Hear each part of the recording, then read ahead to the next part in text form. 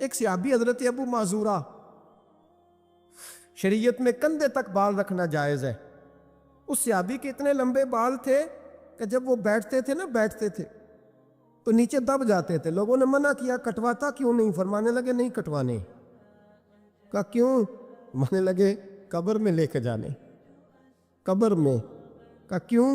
اور میں ان بالوں پہ ایک دفعہ نبی پاک نے ہاتھ رکھا تھا، حضور نے دست مبارک رکھا تھا، میں ساتھ للحد میں عشق کے رخ شاہ کا داغ لے کے چلے۔ ہم نے اندھیری رات سنی تھی، چراغ۔ عبداللہ بن عتیق صحابی ہے، حضور نے گستاخ قتل کرنے بھیجا، انعام دیے۔ انتقال کا وقت آیا تو بچوں کو بلایا، کہنے لگے یہ کہ ڈنڈا ہے، عصا ہے، جب مروں تو میری قبر میں رکھنا۔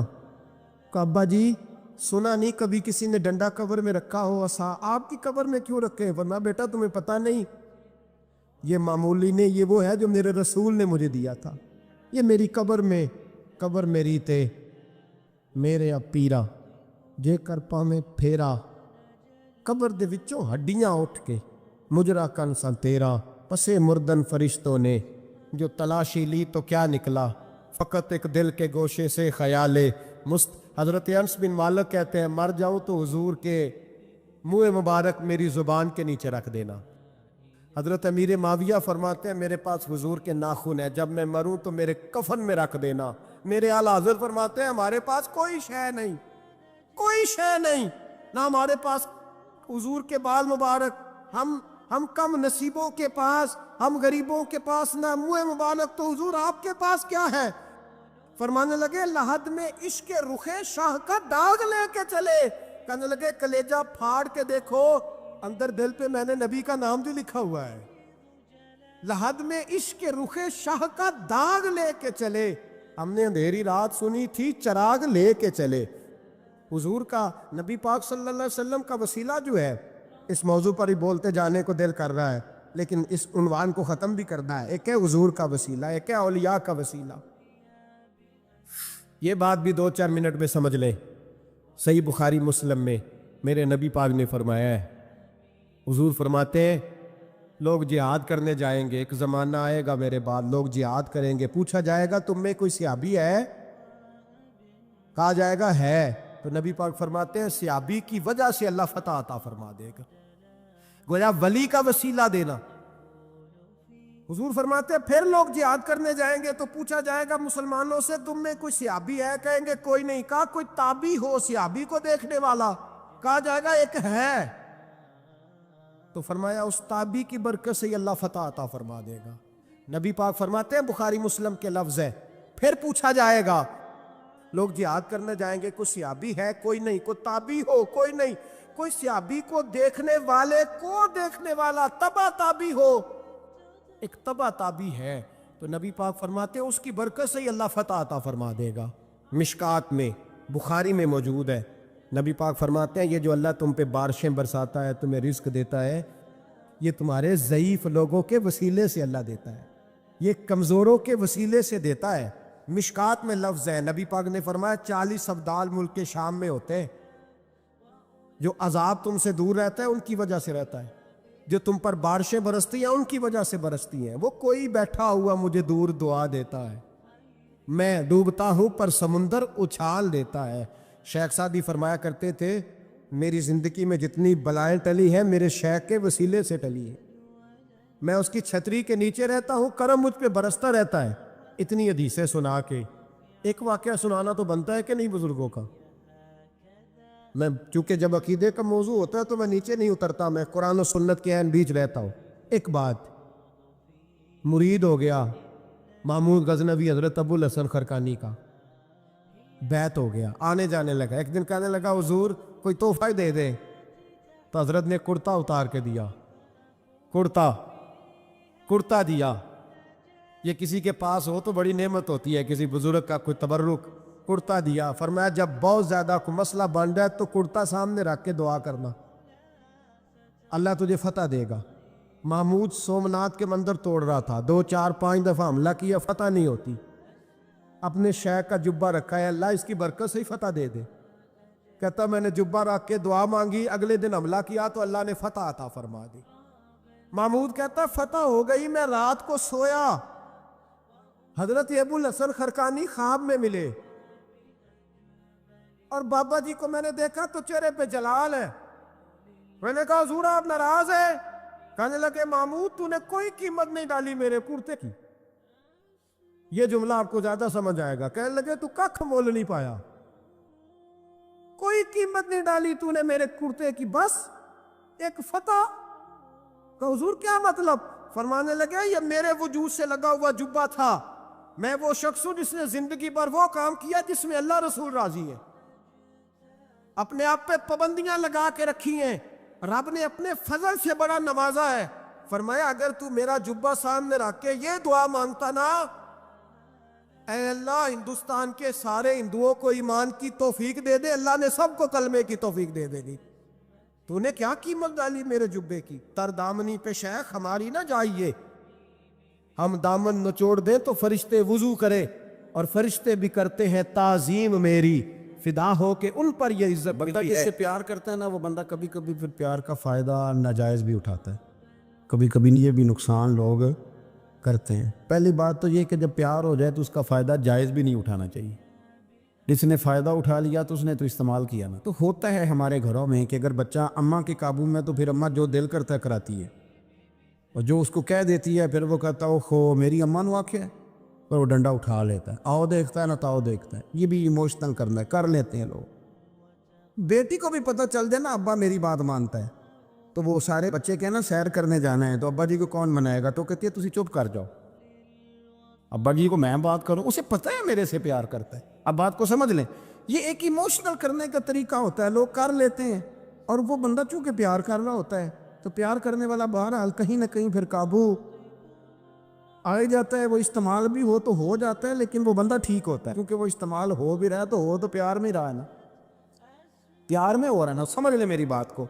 हजरत साद बिन नबी वकास रदी अल्लाह तआला अन्हु का ना अपनी माँ से बड़ा प्यार था, बड़ा प्यार था अपनी वालदा से। तो हजरत साद बिन नबी वकास कलमा पड़ गए, अम्मा जी ने भूख हड़ताल कर दी। उसे पता था कि मेरा पुत्र मुझसे प्यार बड़ा करता है, मैंने बिल आखिर मनवा लेना। थोड़ी सी आबादी थी, एक घर के अंदर जो मसला छिड़ता था ना उसका सारे शहर को पता चल जाता था। अब कोनों में गलियों में अब बातें भी होने लगी कि वो साद की माँ हड़ताल पे बैठी हुई है, बड़ा मसला है। अब प्रेशर बढ़ने लगा। हज़रत साद बिन नबी वकास फरमाते हैं कि वो जो मेरे करीबी लोग थे ना सहाबा, वो भी मुझे कहने लगे यार कोई रास्ता निकाल, हर चौक में तेरी बात होती। कहते हैं मैं घर जाता तो घर वाले बहन भाई बच्चे बाप सारे कहते यार तेरी माँ मर जाएगी। अब बहुत बड़ा इशू है। हम ये कह देते हैं कि उन्होंने कुर्बानियाँ बड़ी दी, लेकिन आप ज़रा बात को समझे ना कि अम्मा भूख हड़ताल पे बैठ जाए, एक इंसान कहाँ खड़ा हो जाएगा। बदनामी अलग है, बैस अलग है, सियाना बंदा मालदार वज़ादार कबीले वाला। हजरत साद बिन नबी वकास की माँ ने 3 दिन तक रोटी नहीं खाई, पानी नहीं पिया, बेहोश हो गई। अब जब बेहोश हुई तो शोर पड़ा, सारा मोहल्ला जमा हो गया। अब सारे लोग खड़े और बच्चा वो है जो माँ की बड़ी मानने वाला है। अम्मा के ऊपर लोगों ने पानी शानी डाला, होश आई तो हजरत साद बिन नबी वकास करीब आए, कहने लगे अम्मा एक बात करनी है। अम्मा भी बड़ी मुश्किल से उठ के बैठ गई कि पुत्र मानने लगा मेरा। लोग भी खड़े हो गए, मुस्कुराहट भी होने लगी कि लो ना कोई बात होने लगी। या माँ कहती है कलमा छोड़ दे फिर मानूंगी। हजरत साद बिन नबी वकास कहने लगे अम्मा सुन मेरी बात, 3 दिन हो गए, मक्के का कोई कोना खुदरा ऐसा नहीं जिसमें मेरी तेरी बातें ना हुई, और कबीले का इलाके का कोई शख्स नहीं, लोगों ने बड़ी बातें की। और लोग जब बातें करने पे आते हैं फिर ऊपर तक जाते हैं। ये भी कहा कि क्या दीन ये सिखाता है कि माँ भूखी मर जाए। ये भी लोगों ने कहा मैंने हर शय सुनी बर्दाश्त की, अम्मा अब तू मेरी बात कान खोल के सुन ले। माँ कहने लगी वो क्या? तो हजरत साद कहने लगे पैदा मुझे तूने किया है, 9 माह तेरे पेट में रहा, रोटी तेरे हाथ से खाई है, तुझसे ज्यादा बेहतर मुझे कोई नहीं जानता। माँ सुन तेरी कितनी जाने हैं? अम्मा कहने लगी 1। तो हजरत साद फरमाने लगे तेरी 1000 जान भी हो ना तो एक एक करके सारी निकल जाए तो मैं मोहम्मद अरबी का कलमा फिर भी नहीं छोड़ूंगा। खत्म हो गई बात। ये क्या बात? वो कच्चा रंग ललारी वाला जेड़ा चढ़दा ते लहिंदा रहिंदा, ये इश्क तेरे दा रंग मुहम्मद जदों चढ़ जाए फेर नहीं लैंदा। ये क्या बात हुई? अम्मा तेरी 1000 जान भी हो, रोटी खानी या तो खा, नहीं खानी तो ना खा। ये लफ्ज़ कहते हजरत साद बिन नबी वकास रो पड़े। आंसू आ गए, लफ्ज़ कह के बाहर निकले, मजमा छट गया। जिसने जो मतलब लेना था लिया, जिसने जो कहना था उसने कहा। हज़रत साहब चले गए। शाम को घर आए तो अम्मा रोटी खा रही थी, तो हज़रत साहब फरमाते हैं कि मोहल्ले की बीवियाँ कहने लगी रोटी क्यों खा रही हो, तो माँ रो पड़ी, कहने लगी पुत्र मेरा है, मैंने पैदा किया है, मेरे पुत्र ने कभी जिद नहीं की, इसके दिल में कुछ है उतर गई है, कोई है, कोई कच्चा पक्का जज्बा होता तो मैं तो 2 आंसू बहाती थी तो मेरा पुत्र लौट आता था, पर किसी रास्ते का मुसाफिर बन गया है, अब कहीं पहुंच गया है और मैं इसका दर्द समझ गई हूँ, जहाँ गया है अब वहाँ से ये लौट सकता। आप समझे इतना तगड़ा ईमान जिन लोगों का, उनके बारे में लोग डिस्कस करेंगे। इनको ना कुरान पाक ने बतौर नमूना बयान किया है। अल्लाह फरमाते हैं ईमान उस तरह का जिस तरह मेरे नबी के सहाबा का। ये मुनाफिकों की बात हो रही है पहले से बारे में। वइज़ा क़ीला लहुम आमिनू कमा आमन अन्नास, जब उनसे कहा जाए कि ईमान इस तरह लाओ जिस तरह मेरे नबी के सहाबा लाए, क़ालू अनुमिनु कमा आमन अस्सुफ़हा, तो वो कहते हैं इस तरह ईमान लाएं जैसे बेवकूफ़ लाएं, ये तो बेवकूफ़ है, हर शय नबी पाक पे कुर्बान कर रहे हैं। तो अल्लाह फरमाते हैं अला इन्नहुम हुमुस्सुफ़हा, खबरदार हो जाओ, मेरे नबी पाक के गुलामों को बेवकूफ़ कहने वालों तुम बेवकूफ़ हो। अल्लाह कहता है तुम पागल हो, बेवकूफ़ हो, अल्लाह उन्हें पागल कहता है। अल्लाह पागल कहता है उन्हें जो नबी पाक के सहाबा को पागल कहता है, अल्लाह उन्हें पागल कहता है। ये म्यारे ईमान है। कुरान ने कहा ईमान उस तरह का जिस तरह का नबी पाक के। वइज़ा क़ीला लहुम आमिनू कमा आमन अन्नास, ईमान उस तरह लाओ जिस तरह मेरे नबी पाक के। और देख तू कहता है मेरी नमाजें, मेरे रोज़े, मेरी ज़कातें, मेरा जिहाद काम आएगा। सुन, हज़रत अब्दुर्रहमान इब्न औफ, सहाबा में से तगड़ा आदमी, इतना बड़ा शख्स, इतना बड़ा आदमी कि जिसके पीछे मेरे रसूल ने नमाज अदा फरमाई है। इतना बड़ा शख्स, हर जिहाद में सबसे पहले, सबसे अमीर थे, सदकात खैरात बढ़ बढ़ के देते थे, सारी नेकियां हैं। एक बीबी नबी पाक के लिए कमीज बना के लाई। एक हदीसी है, ये बुखारी मुस्लिम है, एक हदीसी है कि चादर बना के लाई, चादर बना के लाई, बड़े अच्छे नकार निकाले, दरवाज़ा रसूल पे आई, हुजूर मेरी कबूल कर ले। नबी पाक ने चादर ओढ़ी। अगरचे उनका नाम शारहीन ने लिखा है, सही हदीस में सिर्फ एक सहाबी के लफ्ज़ है। शारहीन कहते हैं कि वो अब्दुर्रहमान इब्न औफ थे। चलो यार कोई और भी थे तो सहाबी तो थे ना, सहाबी से ज़्यादा तो नेक अमल हम नहीं ना कर सकते। वो सहाबी थे, ये हज़रत अब्दुर्रहमान इब्न औफ थे। आए, आके कहने लगे या रसूलल्लाह बड़ी प्यारी लग रही है आपको चादर। हुजूर बनाने वाले ने तो बड़ी बनाई थी, पर जब आप पे आई है फिर तो नूरुन अला नूर ही हो गई है। हुजूर बड़ी प्यारी, क्या बात है, क्या बात है। मुख चंद बदर शाह शानी है, मथे चमक दी लाट नूरानी है, काली जुल्फ ते अख मस्तानी है, मखमूर अखी है मद भरिया। सुबहान अल्लाह, सुबहान अल्लाह, सुबहान अल्लाह। माँ अजमल का, माँ अकमल का। और जो आखिर में बात की वो बड़ी बड़ी मुनफरद है, किथे मेरे अली ते किथे तेरी सना, मुश्ताक अखी किथे जाड़ियां। फिर कहने लगे कोई मिसल न ढोलन दी, तू चुप कर मेरे अली इथे जा नहीं बोलन दी, तू चुप कर मेरे अली इथे जा नहीं हो। लम जाती नजीर का फी नजरिन मिसले, तू नशुद पैदा जाना इथे जा नहीं हो बोलन दी। जनाबे अब्दुर्रहमान, हुजूर क्या बात है। वद्दुहा वल्लैल इज़ा सजा, हबीब क्या बात है। हुजूर ने फरमाया तुझे अच्छी लग रही है।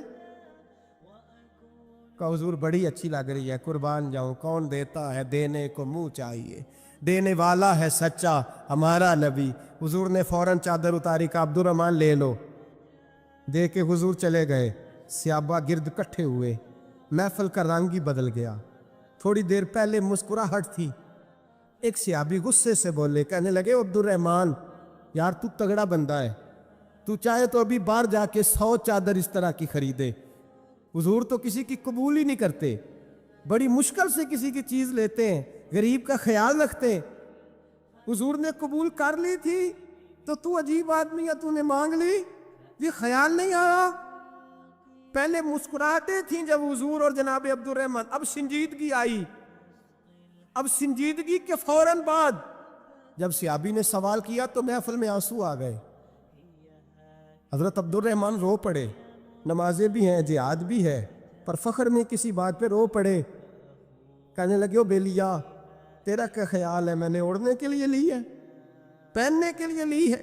فرمانے لگے نہیں، اللہ کی عزت کی قسم، میں نے تو اس لیے لی ہے جب مروں گا تو گھر والوں کو کہوں گا مجھے نبی پاک کی چادر میں کفن دینا، اٹھانا بخاری پڑھنا، حضور کی چادر میں کفن دینا، اس لیے کہ مجھے پتا ہے جب مصطفیٰ کی چادر اوڑھ کے جاؤں گا تو اللہ بے حساب ہی بخشش فرما دے گا۔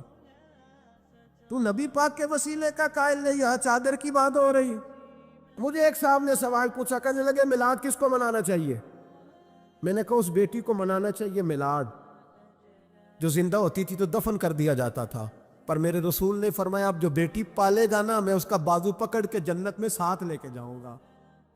میں نے کہا میلاد اس ماں کو منانا چاہیے جس کا بیٹا گلے میں رسی ڈال کے ماں کو منڈی میں بیچ آتا تھا۔ میرے مصطفیٰ کریم نے فرمایا جنت 7 آسمانے کے اوپر سدرۃ المنتہا کے پاس تھی، پر میں نے وہاں سے کھینچ کے لا کے ماں کے قدموں کے نیچے رکھ دی ہے۔ میلاد اس باپ کو منانا چاہیے جس کی اولاد ڈنڈوں سے مارتی تھی، پر رسول کریم علیہ السلام نے فرمایا سن لو سن لو سن لو، اب جس کا ابا راضی ہوگا اسی کا اللہ راضی ہوگا۔ میں نے کہا میلاد اس غریب کو منانا چاہیے جو بھینس کی طرح بکری کی طرح منڈی میں بکتا تھا، پر مصطفیٰ نے کالے رنگ والے حبشی غلام کو سینے سے لگا کے کہا غریبوں کو چھوٹا نہ سمجھنا، میں اللہ کے رسول جب جنت میں جاؤں گا تو آگے بھی غریب ہوں گے، پیچھے بھی غریب ہوں گے، دائیں بھی غریب ہوں گے، بائیں بھی غریب ہوں گے۔ فرمایا امیر ویٹنگ لسٹ میں ہوں گے، 500 سال بعد جنت میں جائیں گے، غریبوں کے لیے جنت کے دروازے 500 سال پہلے ہی کھلوا دوں گا۔ اس میں منانا چاہیے، میلاد منانا چاہیے۔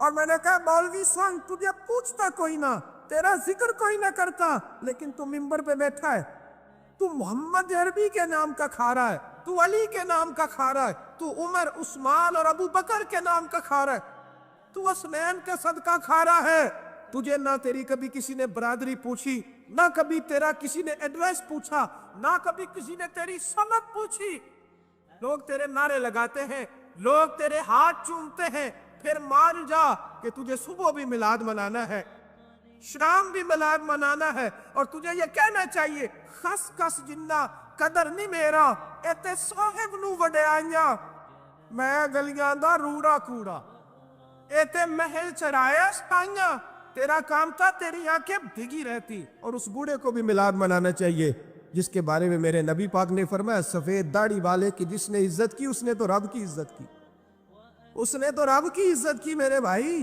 اس مزدور کو بھی میلاد منانا چاہیے جس کے بارے میں نبی پاک نے فرمایا جو اپنے ہاتھوں پہ چھالے ڈال کے مزدوری کرتا ہے میں نے تو اسے رب کریم کا دوست بنا دیا ہے۔ ہر اس طبقے کو میلاد منانا چاہیے جسے میرے رسول نے عزت عطا فرمائی۔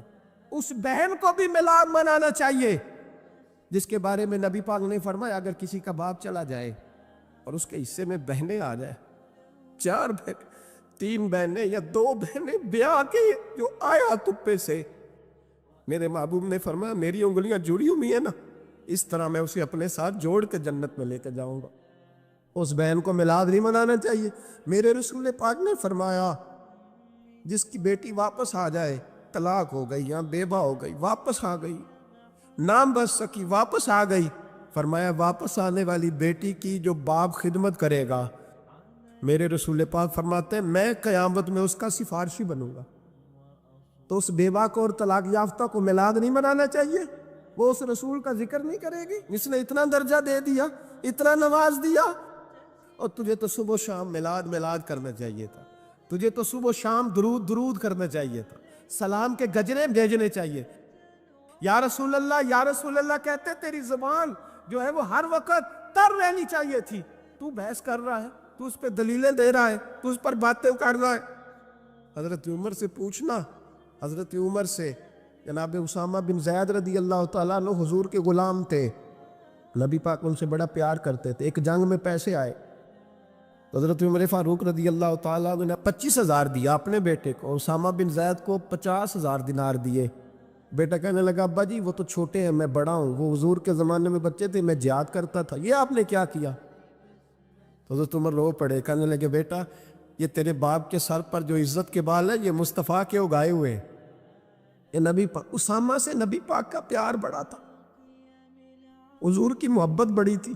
بیٹا اس کے ناک سے رینٹ نکلتی تھی تو رسول پاک اپنے ہاتھوں سے صاف کر دیتے تھے، حضور اس کو گود میں بٹھاتے تھے، میں کیسے بھول جاؤں رسول پاک کے احسانات کیسے۔ حضرت عمر جا رہے تھے تو مکے کے راستے میں ایک تنا آیا، کھجور کا خشک تنا، حضرت عمر نے اس کو بازوؤں میں لے کے رونا شروع کر دیا۔ عمر کیا ہوا؟ کہنے لگے یہاں تو میں اونٹ چرایا کرتا تھا، یہاں اب میرا باپ مجھے مارا کرتا تھا، دیکھو آج عمر نعرہ لگاتا ہے تو کیسر و کسرا کہا او بھائی اصلہ نال جے نیکی کریے، ہاں ہاں ہاں ہاں اصلہ نال جے، اصلہ نال جے نیکی کریے تے وہ نسلاں تاک نہیں بھول دے، ہاں بے اصلہ نال نیکی کریے تے پھول کنڈیاں نال تول دے۔ اور سن تیری دنیا بھی حضور کے صدقے بنی اور تیری قبر میں بھی کوئی ساتھ نہیں جائے گا، کوئی ساتھ نہیں جائے گا، قبر میں بھی مصطفیٰ کریم صلی اللہ ہو۔ اور دیکھنا قبر کے اندر بھی کبھی کوئی گیا ہے، قبر میں بھی رسول پاک، قبر میں بھی رسول پاک، قبر میں بھی رسول پاک۔ میرے استاد فرمایا کرتے تھے بتاؤ جس قبر میں نبی پاک آئیں گے وہاں عذاب کیا ہونا ہے؟ جب حضور ہی آ گئے تو عذاب کیا ہونا ہے؟ نبی پاک تو جدھر سے گزر جائے رب وہ جگہ جنت بنا دیتا ہے، وہاں کیا عذاب ہونا ہے؟ وہاں تو دیدار ہونا ہے، تیری قبر میں بھی نبی پاک۔ اور حضور نے فرمایا میزان عمل پہ عمل تلیں گے تو پھر بھی میں تمہارے پاس ہوں گا۔ حضور علیہ السلام نے فرمایا پل صراط سے گزرو گے تو پھر بھی میں تمہارے پاس ہوں گا۔ اور میرے رسول پاک علیہ السلام نے فرمایا جب تم جنت میں جانے لگو گے تو پھر بھی میں تمہارے، تو بتا تیرے رسول تو ہر وقت تیرے ساتھ ہے، تو کب کب نبی پاک کے ساتھ ہوتا ہے؟ تو بتانا تو کب کب نبی پاک کے ساتھ؟ میں چھوٹے جلسے کا قائل ہوں، لمبی محفل میں گزارش کرتا ہوں دوستوں سے کہ لمبا جلسہ نہ کرو، لیکن ایک جگہ پہ میں گیا تو ایک بڑے پڑھے لکھے آدمی نے مجھے کہا مولانا ان کو سمجھائیں، آدھی رات تک بٹھائے رہتے ہیں، ان کو سمجھائیں۔ میں نے کہا میں سمجھاؤں گا پر آپ بھی ذرا اپنا لب و لہجہ تھوڑا دھیما کریں، تو پوری رات نہیں نبی پاک کے لیے جاگا، اور میرے رسول تو ساری حیات تیرے لیے جاگتے رہے، ساری رات محبوب نے، کیا کہتے ہیں بریلی کے امام اعلیٰ حضرت فرماتے ہیں ان کی مہک نے دل کے غنچے کھلا دیے، وہ جس راہ چل دیے ہیں کوچے بسا دیے ہیں، میرے کریم سے گر قطرہ کسی نے مانگا دریا بہا دیے، دردے بہا دیے ہیں۔ اور اللہ کیا جہنم اب بھی نہ سرد ہوگا؟ اللہ کیا جہنم اب بھی نہ سرد ہوگا؟ رو رو کے مصطفیٰ نے دریا بہا دیے، رو رو کے مصطفیٰ نے، اور پھر کہنے لگے رو رو کے مصطفیٰ نے ان کے نثار کوئی کیسے ہی رنج میں ہو جب یاد آ گئے ہیں، سب غم بھلا دیے، جب یاد آ گئے ہیں سب غم۔ اسی لیے تو ہم کہتے ہیں میلاد کھل کے مناؤ۔ رسول پاک کا میلاد بہانے کرتے ہیں، بہانے وہ کرتا ہے جس نے کام نہیں کرنا ہوتا، جس نے کرنا ہوتا ہے وہ بہانے۔ اعلیٰ حضرت نے جو پروگرام دیا وہ بڑا لمبا چوڑا ہے، کب تک کا تجھے کیا بتایا؟ اعلیٰ حضرت فرما گئے حشر تک ڈالیں گے ہم، حشر تک ڈالیں گے ہم پیدائش مولا کی دھوم، اور مثل فارس نجد کے قلعے گراتے جائیں گے، اور خاک ہو جائیں عدو جل کر مگر ہم تو رضا، دم میں جب تک دم ہے ذکر ان کا سناتے جائیں۔ حضرت مولا علی شیر خدا رضی اللہ تعالیٰ عنہ ارشاد فرماتے ہیں کہ ایک عرابی نبی پاک صلی اللہ علیہ وسلم کی بارگاہ میں آیا اور اس نے بار بار سوال کیا، بار بار حضور سے سوال کرنے لگا۔ سرکار کی عادت تھی کہ جب آپ کی طبیعت مبارک، مزاج مبارک بڑا ٹھنڈا ہوتا تھا تو آپ سوالوں کے جواب دیتے، اور جب کوئی سوال کا جواب نہ دینا چاہتے تو خاموش ہو جاتے، لیکن اس نے بار بار اصرار کیا نا۔ یہ مجموع الزوائد میں حدیث موجود ہے، راوی ہے مولا علی شیر خدا۔ دیکھیں حضور کا نور دینے کا شوق کتنا ہے۔ نبی پاک صلی اللہ تعالیٰ علیہ وسلم سے جب اس اعرابی نے بار بار سوال کیا نا تو پھر حضور خود فرمانے لگے چل پھر مانگ تو کیا مانگتا۔ مولا علی فرماتے ہمیں بڑا رشک آیا، ہمیں بڑا ناز آیا، ہم نے کہا کیا بات ہے؟ حضور نے فرمایا مانگ کیا مانگتا ہے؟ اب یہ نبی پاک سے جنت مانگے گا، اور دنیا میں بیٹھے بیٹھے اپنے لیے جنت کی ٹکٹ بک کرا لے، یہ جنت کے اندر بہترین محل اپنے لیے الاٹ کرا لے گا۔ لیکن بڑا ہی بولا تھا، کہنے لگا یا رسول اللہ صلی اللہ علیہ وسلم میں نے سفر کرنا ہے، مجھے سواری کے لیے ایک اونٹ دے دے۔ حضرت علی فرماتے ہیں اس نے سوال تو کیا پر جو ہماری طبیعت تھی اس مطابق اس نے نہیں کیا، یعنی جس طرح کا دروازہ تھا اس طرح کی بھیک نہیں مانگی۔ اس نے اونٹ مانگا، حضور نے فرمایا چل دیا تجھے، فرمایا چل اونٹ دے دیا، اب تو کچھ اور بھی مانگ لے۔ حضرت علی کہنے لگے لو بڑے نصیب والا، ایک چانس اور ملا۔ تو کہنے لگا حضور اس طرح کریں جو اونٹ پر کجاوا باندھا جاتا ہے وہ بھی دے دے۔ تو حضرت علی شیر خدا فرمانے لگے ہم نے کہا تیرا اللہ بھلا کرے، تو کہاں اڑ گیا ہے؟ حضور نے نا مسکرا کے ایک تیسرا موقع دیا، فرمایا چل تجھے کجاوا بھی دیا، کچھ اور مانگ لے۔ کہنے لگا حضور سفر بڑا لمبا ہے، آنے جانے کا خرچہ بھی دے دے۔ تو سرکار دو عالم صلی اللہ علیہ وسلم مسکرائے، فرمایا جا تجھے دیا۔ پھر حضور نے ایک مثال بیان کی اور فرمایا تجھ سے تو بنی اسرائیل کی وہ بوڑھی ہی اچھی تھی۔ یا رسول اللہ کون سی؟ فرمایا حضرت موسیٰ علیہ السلام جب اپنے وطن سے ہجرت کر رہے تھے، گھوڑوں پر بیٹھے، اونٹوں پر بیٹھے، لیکن اونٹ گھوڑے جاتے نہیں تھے، واپس لوٹتے تھے۔ تو حضرت موسیٰ علیہ السلام نے عرض کی اللہ یہ جاتے کیوں نہیں؟ تو رب کریم نے فرمایا اس لیے نہیں جاتے کہ جہاں سے آپ ہجرت کر رہے ہیں نا، وہاں ایک جگہ پہ حضرت یوسف علیہ السلام کا تابوت دفن ہے، جناب یوسف علیہ السلام کی قبر مبارک ہے، آپ وہ تابوت بھی نکال کے ساتھ لے جائیں۔ یہ اگر رب نے بتا دیا تو اللہ یہ بھی تو بتا سکتا ہے نا کہ قبر کہاں ہے۔ یہ بتا دیا تابوت لے جائیں، یہ نہیں بتایا کہاں ہے۔ یہ حضرت موسیٰ علیہ السلام آپ خود تلاش کریں گے تو حضرت موسیٰ علیہ السلام نے بنی اسرائیل کے لوگوں سے پوچھا کہ وہ کہاں ہیں تابوت حضرت یوسف کا، تو وہ کہنے لگے ہمیں تو نہیں پتہ، ایک بوڑھی اماں ہے پرانی، اسے پتہ ہے۔ حضرت موسیٰ علیہ السلام اس بوڑھی سے ملے تو فرمایا بتا دے کہ وہ تابوت کہاں ہے، حضرت یوسف کی قبر کہاں ہے۔ آج لوگ کہتے ہیں مزاروں پہ نہیں جانا چاہیے، تو پڑھو نا یہ حدیث کھول کے، نبی پاک صلی اللہ تعالیٰ علیہ وآلہ وسلم فرماتے ہیں کہ دیکھو قبر کا رستہ، مزار کا رستہ بتانے کا وہ عورت قیمت مانگ رہی ہے۔ حضرت موسیٰ کی ملاقات ہوئی تو آپ نے فرمایا مت میں پتہ ہے جناب یوسف کا مزار کہاں ہے، قبر کہاں ہے؟ کہنے لگی پتہ ہے۔